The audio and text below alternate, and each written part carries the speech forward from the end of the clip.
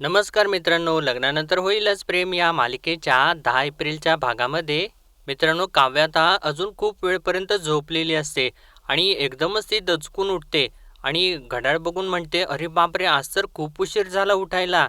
आणि म्हणते, "काव्या उठ, उठ, जागी हो. आज सगळ्या नोट्स परत लिहून काढाव्या लागणार आहेत."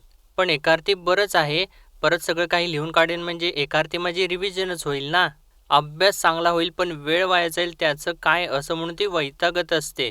आणि त्यानंतर बाजूला बघते तर तिला खूप मोठा धक्काच बसतो आणि ती लगेचच उठते आणि धावत आपल्या टेबलकडे जाते आणि बघते तर तिच्या सगळ्या नोट्स आहे तशा रेडी असतात आणि त्या नोट्स हातामध्ये घेते आणि तिला खूप आश्चर्य वाटतं आणि ती म्हणते, "अरे हे तर देशमुखांचं अक्षर आहे." आणि ती लगेचच पार्थला फोन लावते. तर तेव्हा पार्थ तर इकडे ऑफिसमध्ये पोहोचलेला सुद्धा असतो. आणि तो जेव्हा फोन उचलतो तर तेव्हा काव्या म्हणू लागते, "अहो देशमुख, हे काय केलं तुम्ही?"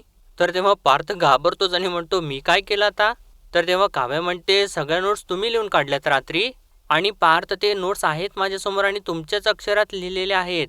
तर तेव्हा पार्थ म्हणतो, "माहिती आहे काव्या, काल तुम्हाला उलटी झालेली बघून मला खूप वाईट वाटलं आणि त्याहून या गोष्टीचं जास्त वाईट वाटलं की तुम्ही सगळ्या लिहिलेल्या नोट्स वाया गेल्या. काव्या, तुम्ही रडणं ही माझ्यासाठी जगातली सगळ्यात शेवटची गोष्ट आहे. तुम्ही रडलेलं मला नाही आवडत. पण खरं सांगू का, रडताना तुम्ही खूप क्यूट आणि भोळ्या दिसत होतात."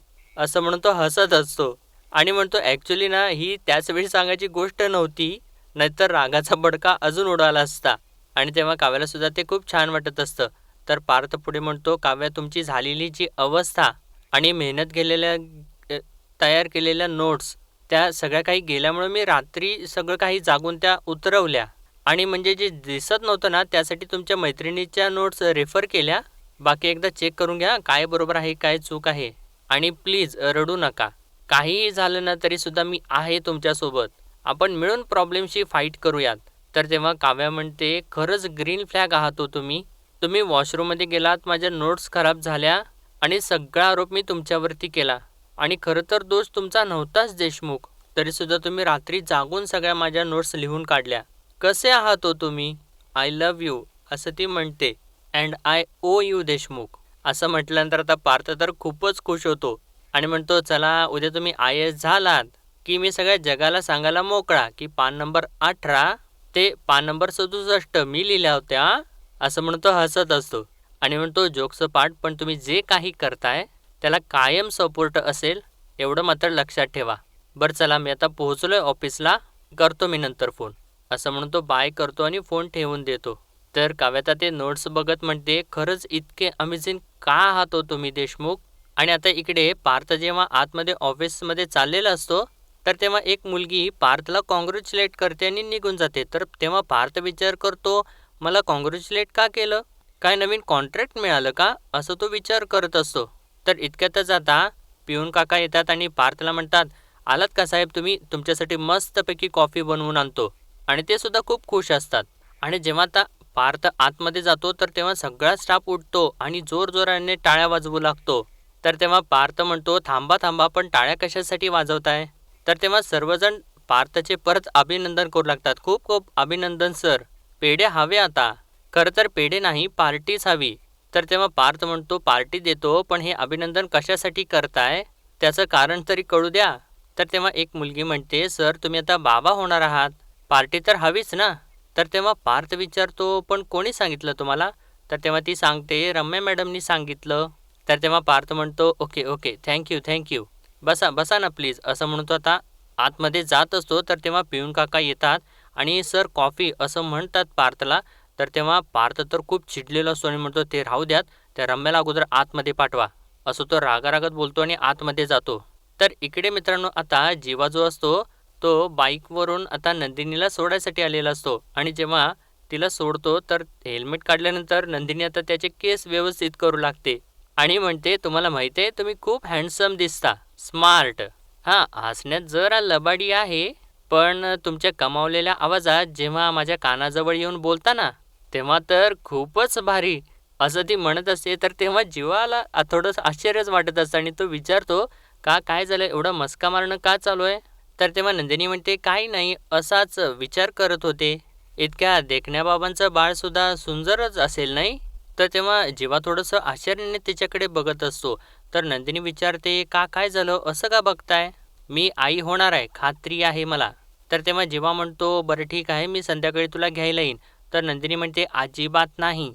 मी माझी येईन आणि ऊन वगैरे काही नसं आणि तुम्ही म्हणता तसं वॉकसुद्धा होईल माझा. तर तेव्हा जेव्हा म्हणतो, ते मी वजन कमी करण्यासाठी म्हणत होतो, पण आता कशासाठी काय? तर तेव्हा नंदिनी म्हणते, कशासाठी म्हणजे मी आई होणार आहे मला माहिती आहे. म्हणजे फक्त तेवढ्यासाठी नाही, म्हणजे तुम्ही म्हणताय म्हणून आणि बाळ व्हावं म्हणून नाही, पण स्वतःचा फिटनेस स्वतःसाठी जपायला नको का मी? मी स्वतःसाठी बारीक होतीये. तर तेव्हा जेव्हा म्हणतो, "नाही, नाही, आय एम सो सॉरी. तुझं तुझं करेक्ट आहे. काय आहे ना, मी माझ्या क्लायंटसोबत याच एरियात असणार आहे, म्हणून मी तुला म्हणालो, तू तू कर ना वॉक." तर तेव्हा नंदिनी, "बरं ठीक आहे," असं म्हणते आणि बाय असं म्हणून चाललेली असते आणि तिच्या पायामध्ये चप्पलच नसतात. तर तेव्हा जेव्हा तिला थांबवतो आणि म्हणतो, "एक एक मिनिट, हे काय आहे? चपला कुठं आहेत?" तर तेव्हा नंदिनी म्हणते, "मी उपास धरलाय. या एरियामध्ये जेवढी देवळं आहेत, त्या देवळांच्यामध्ये अनवाणी जाऊन देवाला अभिषेक करायचा नवस बोलली आहे." तर तेव्हा जीवा म्हणतो, "काय? अगं काय तुला वेड लागले का काय?" तर तेव्हा नंदिनी म्हणते, "जीवा, शहाणपणावरती जग चालत असेल, पण प्रेमात जरा वेडेपणा लागतोच, नाही का? हे मी माझ्या बाळाच्या प्रेमापोटी करते. तुम्ही नका ना काळजी करू. मी मी व्यवस्थित असेन. आणि आता निघू का मी? बाय बाय," असं म्हणून सांगून ती आता तिथून अनवाणीच निघून जाते. तर तेव्हा जीवा तिच्याकडे बघतच राहतो आणि म्हणतो, "काय अमेझिंग आहे ही. काय करू मी हिचं?" तर इकडे मित्रांनो आता रम्या जी असते ती पार्थच्या केबिनमध्ये येते आणि त्याला विचारते, "पार्थ, तू बोलवलंस का मला?" तर तेव्हा पार्थ तिच्यावरती चांगलाच भडकतो. म्हणतो, "तू सगळं काही ठरवून करतेस का रम्या?" तर तेव्हा रम्या म्हणते, "ठरवून? नाही, मी मी काय केलं?" असं म्हणून ती आता नाटक करू लागते आणि म्हणते, "बघ, मी तुझ्या बायकोच्या आसपाससुद्धा फिरकलेले नाहीये." तर तेव्हा पार्थ म्हणतोय, "बघ, माझ्या बायकोच्या आसपास न फिरकता कांड कसं करायचं हे तुला चांगलंच जमतं." तर तेव्हा रम्या म्हणते, "कांड? अरे काय झाले सांगशील का पार्थ?" तर तेव्हा पार्थ म्हणतो, "मी आता ऑफिसमध्ये आल्यानंतर सगळ्यांनी माझं अभिनंदन केलंय. मी बाबा होणार म्हणून. त्यांना ही बातमी तूच सांगितलीस ना? 3 महिने झाल्याशिवाय आपण हे सांगत नाही, माहिती आहे ना तुला?" तर तेव्हा रम्या म्हणते, "त्याचं काय झालं?" असं म्हणून ती सांगायचा प्रयत्न करत असते. तर तेव्हा पार्थ तिच्यावरती ओरडतोच, म्हणतो, "हे माझं पर्सनल होतं रम्या." तर तेव्हा रम्या म्हणत असते, "तू माझं ऐकून तरी घे पार्थ." तर तेव्हा पार्थ म्हणतो, "उगीच आता बचाव करायला जाऊ नकोस." तर तेव्हा रम्या म्हणते, "तसं नाहीये पार्थ, हे बघ, मी मगाशी काव्यासोबत फोनवरती बोलत होते. मी तिला सांगत होते की बाबा तू तुझी काळजी घे वगैरे, आणि तेव्हाच एक महत्त्वाचा मेलसुद्धा टाईप करत होते. त्यामुळे मी फोन स्पीकरवरती ठेवलेला होता आणि आमची ही चर्चा त्या आरतीने ऐकली. मग तिला कळलं ते आणि तिने सांगितलं सगळ्यांना. मी नाही. म्हणजे तिने विचारलं मला आधी, पण तिने फोनवरती सगळं काही ऐकलेलं होतं ना, म्हणून मी नाही म्हणू शकले नाही, इतकंच. आणि काहीसुद्धा इंटेन्शनली नाही केलेलं रे मी. चुकून सांगितलं गेलं तिला. आणि ठीक आहे ना, आनंद पर्सनल असा नसतो. तो उलट शेअर केल्यामुळे वाढतो. It's okay." असं ती म्हणत असते, पण पार्थ तर तिच्यावरती चांगलाच भडकलेला असतो आणि त्यावेळेस तो आता तिला परत ओरडणार असतो आणि तेव्हा आता त्याला नंदिनीचे शब्द, म्हणजे नंदिनीने आदल्या दिवशी जे काही सांगितलेलं असतं त्याला, ते सगळं काही आठवू लागतं. ती म्हणालेली असते, "हे बघा, एकदम जर तुम्ही असे आरोप केलेत ना, तर मग घरामधले सगळेजण तुमच्याकडे पुरावा मागतील. आपल्याला जे काही करायचंय ते शांतपणाने प्लॅन करून करावं लागेल."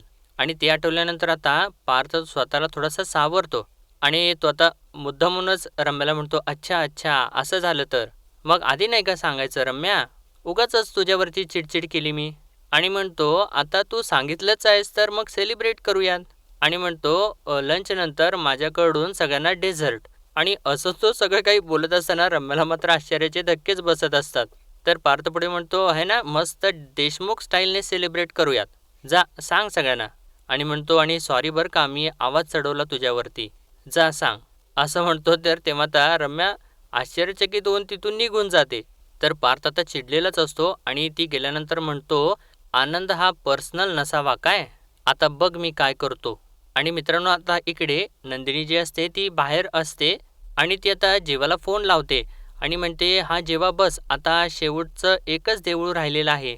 तर तेव्हा जेव्हा म्हणतो, "अगं नंदिनी, नंदिनी, तू अनवाली पाऊल टाकतेस. बरं ठीक आहे, मला सांग, तू सकाळपासून काही खाल्लं आहेस का?" आणि म्हणतो, "वाटलंच होतं. हे बघ, तूच म्हणतेस की नाही अजून आपल्याला उशीर झाला नाहीये म्हणून." मग तू असे इलॉजिकल उपाय काय करतेस? तर तेव्हा नंदिनी म्हणते, हो असं नका बोलू हो जीवा. अहो सगळ्याच बायका करतात. माझी आईसुद्धा करायची. आणि खरं सांगू का, माझी श्रद्धा आहे खूप. अंधश्रद्धा नाही आहे. आणि श्रद्धेपुढे लॉजिक बिजिक काही चालत नाही. कळलं का तुम्हाला? आणि तुम्ही या ना इकडे, एक शेवटचं देऊळ आहे, खूप स्पेशल आहे. आपण दोघांनी एकत्र जायला हवं आहे आम्हाला तिकडे. तुम्ही या, मी थांबते इकडे. आणि हे बघा, काहीतरी चांगलं हवं असेल ना, तर मग थोडंफार थांबावंच लागतं. तर तेव्हा जेव्हा म्हणतो, ठीक आहे ठीक आहे मी येतो. पण एक खरं सांगू का, कुठेतरी आतल्या आत 100% माझी खात्री पटली आहे की आपण आईबाबा नाही होणार. असं म्हणून तो मित्रांनो फोनच कट करतो. आणि ज्यावेळेस आता इकडे म्हणजे जीवाने असं फोन कट केल्यानंतर नंदिनी नाराज झालेली असते. आणि समोर बघते तर एक छोटीशी छान अशी मुलगी तिथून चाललेली असते. आणि ती नंदिनीकडे बघून हसत असते. आणि पण मित्रांनो तेव्हा त्यावेळेस आता नंदिनीला तो क्षण आठवतो, ज्यावेळेस जीवाने ते सगळं काही दाखवलेलं असतं. म्हणजे डायरीमध्ये त्याने सगळं असं गिरवलेलं असतं की आपण आई-बाबा होणार. आणि ते सगळं असं त्याने नंदिनीला दाखवलेलं असतं. तो क्षण आता नंदिनीला आठवत असतो. आणि ती मनात म्हणते, तिसरा रिपोर्ट पण हेच सांगतो की माझं आई होणं कठीण आहे. म्हणूनच बहुतेक जीवांची 100% खात्री झालेली आहे की मी आई होणार नाही.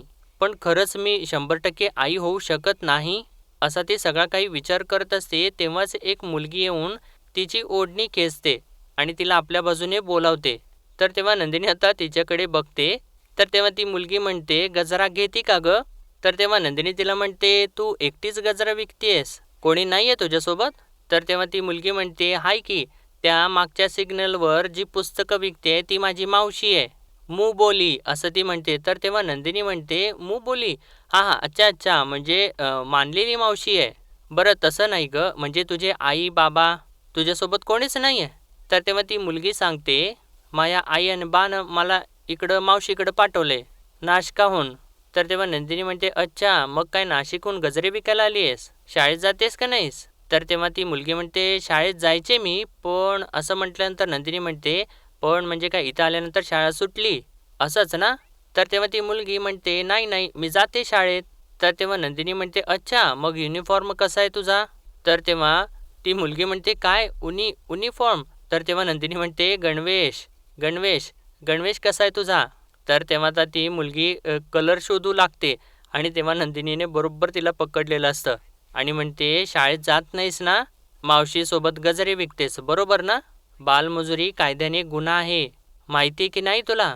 तर तेव्हा ती मुलगी म्हणते, पण मावशी म्हणते गरीब असणं हाच मोठा गुन्हा आहे. बरं आता ते तुम्ही ते सगळं जाऊ द्या, गजरे घ्या की.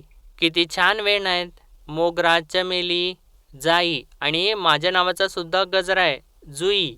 असं म्हटल्यानंतर नंदिनी हसूच लागते. म्हणते, अच्छा जुई नाव आहे तुझं, छान छान. आणि म्हणते, माझा नवरा असताना तर त्याने 5 गजरे घेतले असते. तर तेव्हा जुई म्हणते, का त्यांना 5 बायका आहेत का? तर तेव्हा नंदिनी हसतेच आणि म्हणते, अगं काय बोलतेस, 5 नाही, मी एकटीच बायको आहे त्यांची. पण दरवेळी ते मला 5 गजरे घेतात, 100चे 5. तर तेव्हा जुई म्हणते, मग तू पण घे ना. ते घेतात ना, मग आज तू त्यांच्यासाठी घे, घे ना. असं म्हणून ती हट्ट करू लागते. तर तेव्हा नंदिनी म्हणते, बरं घेते, पैसे देते तुला, असं म्हणते आणि तिला पैसे देते. तर तेव्हा जुई लगेचच 5 गजरे घेते आणि नंदिनीला देते. आणि गजरे दिल्यानंतर म्हणते, अगं साबण घेते का साबण? हा साबण एकदम बेस्ट आहे बघ, सगळे डाग धुवून काढणार. तर तेव्हा नंदिनी म्हणते, अगं पण हे काय कॉम्बिनेशन आहे, साबण आणि गजरे एकत्र विकतेस तू का? तर तेव्हा जुई म्हणते, कारण दोन्हीमध्ये सुगंध आहे ना. म्हणजे प्रेम करणारी जोडपी गजरा घेतात आणि संसार करणारी जोडपी साबण घेतात. आपल्याकडे सगळं असायला पाहिजे ना. घे घे, सगळं डाग जाणार. तर तेव्हा नंदिनी आता विचारते, 100% डाग जातील याची खात्री आहे तुझी? तेव्हा जुई म्हणते, बघ 100% खात्री कशाचीच नसते. आणि मित्रांनो आता जुईने असं बोलल्यानंतर नंदिनीला सगळं काही एका क्षणात कळतं आणि ती एकदम शांतच होते. तर जुई पुढं म्हणते, आपण आपलं करत राहायचं, म्हणजे ना पुराला कले पोपूस. असं तिने म्हटल्यानंतर नंदिनी काय असं विचारते. तर जुई म्हणते, म्हणजे एक दिवस सगळे डागे जातात. तर नंदिनी आता खुश होते आणि तिच्या गालाला हात लावू लागते. तर जुई म्हणते, आता मी पण काय बोलत बसले, येते. असं म्हणून एका बाईला बघते आणि म्हणते, अहो काकू गजरे घेता का गजरे? असं म्हणत तिच्या मागे धावत जाते. आणि तेव्हा आता नंदिनीच्या कानामध्ये तिचेच शब्द घुमू लागतात. 100% खात्री कशाचीच नसते. आणि म्हणते, म्हणजे मी आई होणार नाही याची सुद्धा 100% खात्री नाही आहे. मला जीवांशी बोललंच पाहिजे. आणि मित्रांनो आता इकडे काव्य जी असते ती तिच्या मैत्रिणीसोबत बोलत असते. म्हणत असते, अगं रितू खरंच खरंच खरंच थँक्यू सो मच. तुझ्या नोट्सनी खरंच खूप फायदा झालाय मला. आजची टेस्ट खरंच चांगली गेली माझी त्यामुळे. आता बघू रिझल्ट काय येतो त्याचा. असं ती म्हणत असे. इतक्यातच आता वारा सुटतो आणि टेबलवरच्या सगळ्या नोट्स अशा उडू लागतात. आणि ते बघितल्यानंतर काव्य आता थोडीशी हायपरच होते आणि रितूला म्हणते, अगं रितू थांब जरा थांब, मी तुला नंतर फोन करते. असं म्हणून ती फोन कट करते आणि जाऊन ते आता नोट्स सगळ्या काही गोळा करू लागते. आणि त्या सगळ्या नोट्स आता बाहेरपर्यंत गेलेल्या असतात आणि त्यामध्ये पार्थने तिचं काढलेलं स्केचसुद्धा असतं.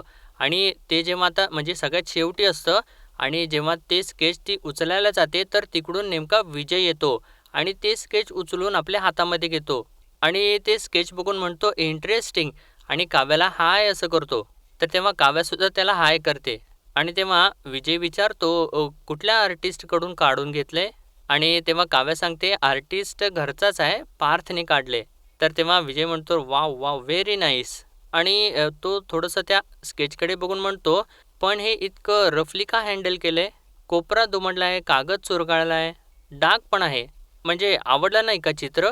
मी आपलं सहज विचारतोय. काय आहे, आपल्याला एखादी गोष्ट आवडते तेव्हा आपण प्राणपणाने जपतो ना तिला. तसं झालेलं नाही आहे या चित्राच्या बाबतीत. काही प्रॉब्लेम आहे का चित्रामध्ये? आणि इतक्यातच आता विजयचा फोन वाजतो. तर तेव्हा विजय तो फोन बघतो आणि काव्याला म्हणतो, pink of the artist of the heart angry young man. म्हणजे पार्थचा बहुतेक फोन त्याच्या मोबाईलवरती आलेला असतो आणि तो फोन उचलतो आणि म्हणतो, कुठे गेस कर, तुमच्याच घरी आहे. आणि कुणाला काय, रम्याला भेटायला आलोय असं म्हणून तो आता ते स्केच काव्याच्या हातात देतो आणि बोलत बोलत तिथून बाजूला जातो. तर तेव्हा काव्या विचार करू लागते मनातल्या मनात, बाळाचं काय करायचं, घरच्यांना अजून काहीच माहिती नाही आहे आणि हे सगळं काही मला विजयकडनं कळायला नको आहे. याआधीच त्यांनी मला आणि पार्थला पार्किंगमध्ये पकडलं होतं आणि तेव्हाही आमच्यामधलं टेन्शन त्याने नोटीस केलं होतं. पण माझ्या मनातली चालू असलेली बाळाबद्दलची घालमेल त्याने चटकन पकडली. बाळाला घेऊन जे कन्फ्युजन माझ्या मनात चाललंय ते घरच्यांना अजून माहिती नाही आहे आणि हे माझं कन्फ्युजन विजयकडून मला घरच्यांना कळलेलं नको आहे. काव्या, तुला लवकरात लवकर कॉल घ्यावा लागणार आहे, असा ती सर्व काही विचार करत असते. आणि तोपर्यंत मित्रांनो आता इकडे जीवा जो असतो तो नंदिनीपर्यंत पोहोचतो आणि नंदिनी त्या मुलीच्या दिशेनेच बघत असते. आणि तेव्हा जीवा आता तिच्याकडे बघत असतो आणि तिला म्हणतो, अगं हॅलो, कुठं हरवली आहेस? आणि तिच्या हातामधले गजरे बघून म्हणतो, हे काय, आज स्वतःच गजरे विकत घेतलेस? तर तेव्हा नंदिनी म्हणते, अहो तेच तर, एक गजरे विकणारी कमाल मुलगी भेटली मला. तिची आणि तुमची भेट घालून द्यायची होती पण इतक्यातच गेली. तर तेव्हा जीवा म्हणतो, नाही ठीक आहे, बस पटकन, दिवसभर अनवाणी चालतेस, पाय दुखत असतील तुझे, बस. तर तेव्हा आता नंदिनी त्या गजऱ्यांचा वास जीवाला देते. तर जीवा वैतागतो थोडा म्हणतो, अगं काय करतेस, बस पटकन चल. तर तेव्हा नंदिनी म्हणते, पण काय झाले, मूड का ऑफ आहे तुमचा? तर तेव्हा जीवा म्हणतो, काही नाही नाही, बस ना पटकन चल.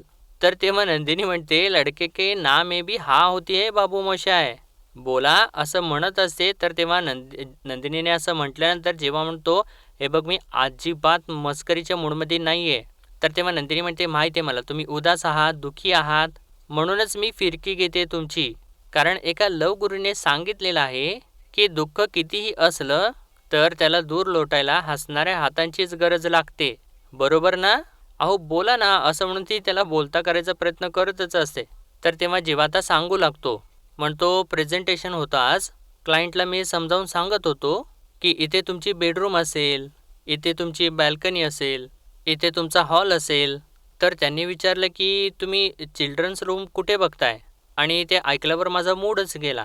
म्हणजे त्यांना प्रेझेंटेशन समजावून सांगण्याची एनर्जीच नव्हती माझ्यामध्ये.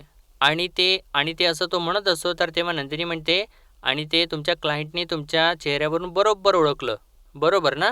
तर तेव्हा जेव्हा म्हणतो, हो, ते म्हणाले की आपण नंतर भेटूयात पुन्हा. प्रेझेंटेशन 100% कन्व्हिन्सिंग वाटत नाही आहे, जेव्हा पॅटर्न वाटत नाही आहे. तर तेव्हा नंदिनी त्याला शांत करू लागते, म्हणते, नाही इट्स ओके. तर तेव्हा जेव्हा म्हणतो, नाही नाही इट्स नॉट ओके. जेव्हा जेव्हा माझ्या डोक्यामध्ये बाळाचे विचार येतात ना, तेव्हा तेव्हा माझं मन त्या विचारांच्या मागे धावू लागतं आणि मग माझ्या लक्षात येतं की मी जिच्या मागे धावतोय ती कस्तुरी आहे, जी कधीच माझ्या हाती लागणार नाही आहे. पदरी फक्त निराशा आली आहे. हार मानली आहे मी, कारण आयुष्यामध्ये बरं काही घडतच नाही आहे. आणि तेव्हा एक मुलगी आणि आई तिथून चाललेले असतात.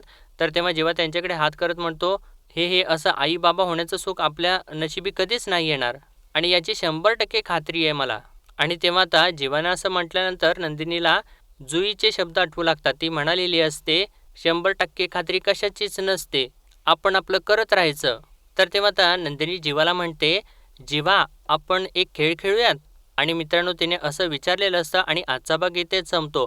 आणि पुढील भागामध्ये आपण पाहणार आहोत काव्याता इकडे ऑफिसमध्ये आलेली असते आणि पार्थच्या समोर त्याची एक कलिक बसलेली असते आणि तिचा नवरा तिथे आलेला असतो.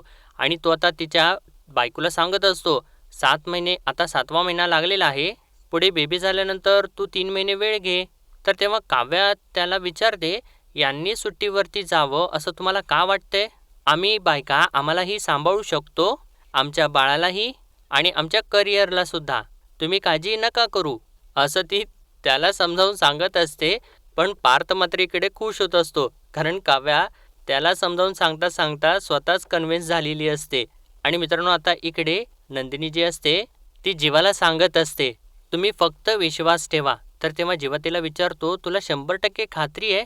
तर तेव्हा नंदिनी बरोबर जुईच्या शब्दात जीवाला सांगते, आता 100% खात्री कशाचीच नसती बाबा, आपण आपलं करत राहायचं, एक दिवस जातील सगळे डाग. आणि त्यानंतर आरशामध्ये बघून तिचं तोंड वगैरे फुगवते आणि पोटावरून आपला असा हात करून दाखवते की माझ्या पोटामध्ये बेबी आहे. आणि तेव्हा ते बघितल्यानंतर जेव्हा तर खूपच हसू लागतो. आणि आता त्याला सुद्धा ते खूप छान वाटत असतं आणि त्याची सुद्धा आता म्हणजे त्याचा सुद्धा आता विश्वास बसू लागतो मित्रांनो. तर मित्रांनो आजच्या पुरतं एवढंच आणि भेटूया परत उद्याच्या भागामध्ये. तोपर्यंत आपल्या व्हिडिओला लाईक शेअर आणि सबस्क्राईब नक्कीच करा. धन्यवाद.